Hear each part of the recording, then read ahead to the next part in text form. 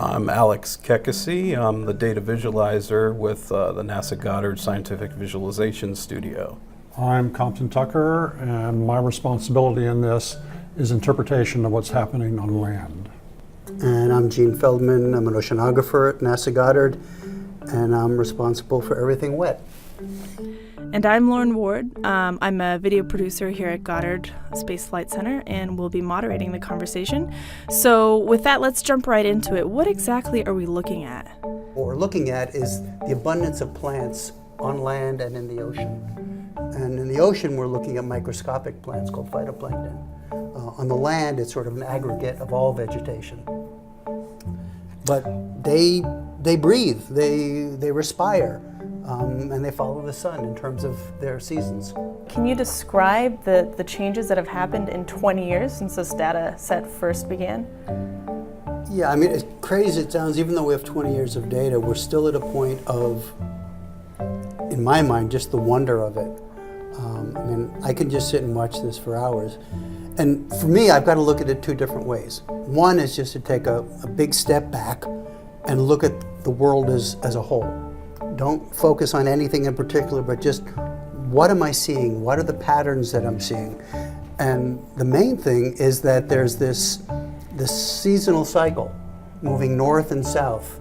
The land and the ocean, they both bloom with the rising sun. So if you just step back and watch it, you'll see this wave of green move north and south with the sun. Back and forth, and you see that so dramatically in this visualization. And Gene and I have been studying this for a long time using satellite data, but what's really cool for us is that you see it for the oceans as well as the land. Yeah, and which we never saw before the satellites. Yes. Is that what makes this viz so special? What's so critical about this is the only data set that we have that really shows the biological response to environmental change, okay? We have all these other instruments that measure how the Earth changes, what the temperature, the winds, the currents, rainfall, things like that. We have all of that. But this data set shows what does the Earth's biology do in response to that environmental change. And I think that's one of the strengths of the SVS, is being able to show that data in a way that a normal average person can really respond to. And what you've been able to do, Alex, is you make it beautiful. Yeah, I mean, it is very attractive. You know, we're looking at the living Earth. We're looking at our home planet change day in and day out, and there's a visceral connection that we have to this home of ours. Yes. We know there's only one planet we know which has an active biosphere, or a biosphere, and that's our planet. We know from the Hubble Space Telescope there are 1 to 2 trillion galaxies in the universe, galaxies. And this is the only planet we know which has life. And it's very special, and it's very dear, and this representation to me captures that. Yeah, I mean, on my part, really the challenge here was just kind of wrangling all this 20 years worth of data.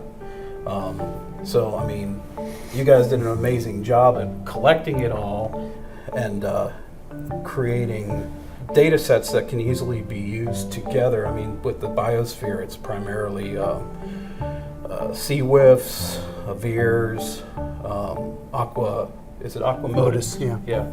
And so you look at this image, and there's so much here that we still don't understand. I agree with Gene. We're looking at the consequence of instruments on satellites, not looking away from Earth, but looking at Earth through time, how things change, how things vary or don't.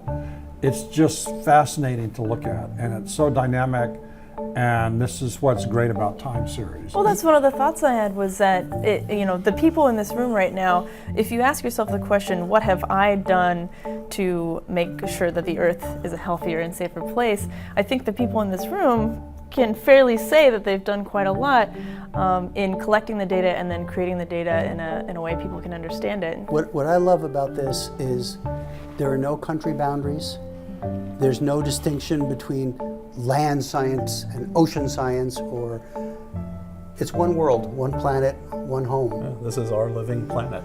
Exactly, and the more we, as humans on this planet, inhabitants of the planet, look at this as one entity that we are all responsible for, I think the sooner we will be able to come up with solutions to a lot of the problems that we're facing right now. We have to look at this as one planet where what happens in one place affects what happens in another place. One planet, one climate, one people. We're all in this together.